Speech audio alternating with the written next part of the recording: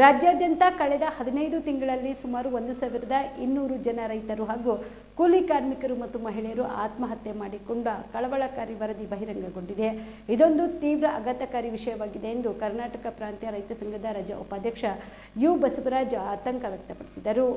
ರಾಜ್ಯ ಹಾಗೂ ದೇಶದಲ್ಲಿ ವ್ಯಾಪಕವಾಗಿ ಹೆಚ್ಚಾಗುತ್ತಿರುವ ರೈತರ ಆತ್ಮಹತ್ಯೆಗಳಿಗೆ ಒಕ್ಕೂಟ ಹಾಗೂ ರಾಜ್ಯ ಸರ್ಕಾರಗಳೇ ನೇರ ಹೊಣೆಯಾಗಿವೆ. ಇವು ದೇಶ ಹಾಗೂ ರಾಜ್ಯದಲ್ಲಿ ಕೃಷಿ ಹಾಗೂ ಕೃಷಿ ಭೂಮಿಯನ್ನ ಕಾರ್ಪೊರೇಟ್ ಕಂಪನಿಗಳಿಗೆ ವಹಿಸಿರುವ ಈ ಸರ್ಕಾರಗಳ ನೀಚ ದುಷ್ಕೃತ್ಯದ ಭಾಗವಾಗಿವೆ ಎಂದರು. ಆದ್ರಿಂದ ಇವು ರೈತರ ಆತ್ಮಹತ್ಯೆಗಳಲ್ಲ, ಬದಲಿಗೆ ಇವು ಈ ಸರ್ಕಾರಗಳು ನಡೆಸುತ್ತಿರುವ ಕಗ್ಗೊಲೆಗಳಾಗಿವೆ. ಇಂತಹ ಕಗ್ಗೊಲೆಗಳಿಗೆ ಕಾರಣವಾದ ಲೂಟಿಕೋರ ಕಾರ್ಪೊರೇಟ್ ಕಂಪನಿಗಳ ಪರವಾದ ರೈತ ಹಾಗೂ ದೇಶ ವಿರೋಧಿ ಜಾಗತೀಕರಣ, ಉದಾರೀಕರಣ ಮತ್ತು ಖಾಸಗೀಕರಣದ ನೀತಿಗಳನ್ನು ಜಾರಿಗೊಳಿಸಿದ ಒಕ್ಕೂಟ ಹಾಗೂ ಕರ್ನಾಟಕ ಸರ್ಕಾರ ಮತ್ತು ಪ್ರಧಾನಮಂತ್ರಿಗಳು, ಮುಖ್ಯಮಂತ್ರಿಗಳು ಇಂತಹ ಕೊಲೆಗಡಕ ನೀತಿಗಳನ್ನು ಬೆಂಬಲಿಸುತ್ತಿರುವ ಬಿಜೆಪಿ ಹಾಗೂ ಕಾಂಗ್ರೆಸ್ ಪಕ್ಷಗಳು ನೇರ ಹೊಣೆಗಾರರಾಗಿದ್ದಾರೆ ಎಂದು ಆರೋಪಿಸಿದರು.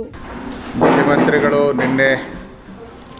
ಮೊನ್ನೆ ಅಧಿಕಾರಿಗಳು ಸಭೆ ನಡೆಯುವಾಗ ರಾಜ್ಯದಲ್ಲಿ ರೈತರ ಆತ್ಮಹತ್ಯೆಗಳ ಪರಿಹಾರದ ಬಗ್ಗೆ ಚರ್ಚೆ ಮಾಡಿದ್ದಾರೆ.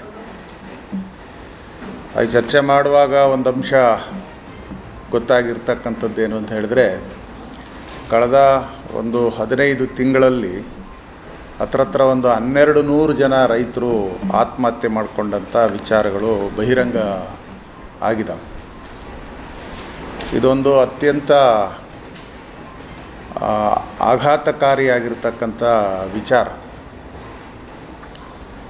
ಕಳೆದ ವರ್ಷ ಏನು ದೊಡ್ಡ ಪ್ರಮಾಣದಲ್ಲಿ ಬರಗಾಲ ರಾಜ್ಯವನ್ನು ಬಾಧಿಸಿತು, ಆ ಸಂದರ್ಭದಲ್ಲಿನೇ ನಾವು ಒಕ್ಕೂಟ ಸರ್ಕಾರ ಮತ್ತು ರಾಜ್ಯ ಸರ್ಕಾರವನ್ನು ಎಚ್ಚರಿಸಿದ್ವಿ, ಒತ್ತಾಯ ಮಾಡಿದ್ವಿ.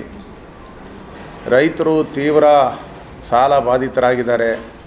ಈ ಬರಗಾಲ ಖಂಡಿತವಾಗಲೂ ಕೂಡ ದೊಡ್ಡ ಪ್ರಮಾಣದಲ್ಲಿ ರೈತರ ಆತ್ಮಹತ್ಯೆಗೆ ಕಾರಣ ಆಗ್ತದೆ. ಆದ್ದರಿಂದ ಒಕ್ಕೂಟ ಸರ್ಕಾರ ಮತ್ತು ರಾಜ್ಯ ಸರ್ಕಾರಗಳು ಗಂಭೀರವಾಗಿ ಮಧ್ಯಪ್ರವೇಶ ಮಾಡಬೇಕು.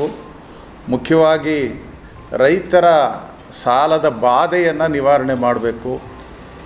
ಅದು ಕೇವಲ ಆ ಸಹಕಾರ ಬ್ಯಾಂಕ್ಗಳಿಗೆ ಮಾತ್ರ ಸಂಬಂಧಪಟ್ಟಿದ್ದಲ್ಲ, ಅಥವಾ ರಾಷ್ಟ್ರೀಕೃತ ಬ್ಯಾಂಕ್ಗಳಿಗೆ ಮಾತ್ರ ಸಂಬಂಧಪಟ್ಟಿದ್ದಲ್ಲ. ಖಾಸಗಿ ಸಾಲ ಭಾಳ ದೊಡ್ಡ ಪ್ರಮಾಣದಲ್ಲಿದೆ ರೈತರ ಮೇಲೆ. ಅದೇ ರೀತಿಯಲ್ಲಿ ಮೈಕ್ರೋ ಫೈನಾನ್ಸ್ ಸಂಸ್ಥೆಗಳ ಜೊತೆಗೂ ಸಾಕಷ್ಟು ಸಾಲ ಇದೆ.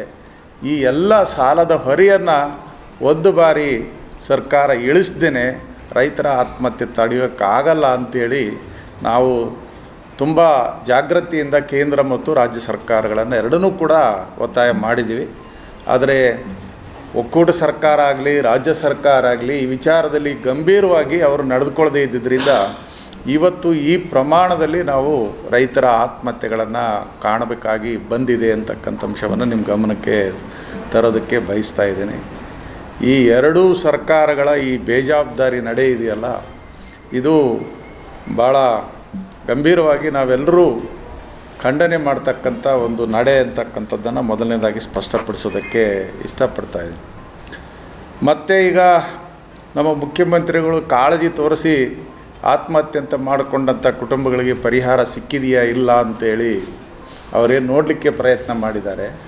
ನಾನು ಮುಖ್ಯಮಂತ್ರಿಗಳನ್ನು ಕೇಳ್ತಾ ಇದ್ದೇನೆ, ಕೇವಲ ಪರಿಹಾರ ಕೊಟ್ಟರೆ ಸಾಲದೆ ಸಾಕಾಗುತ್ತೆಯಾ?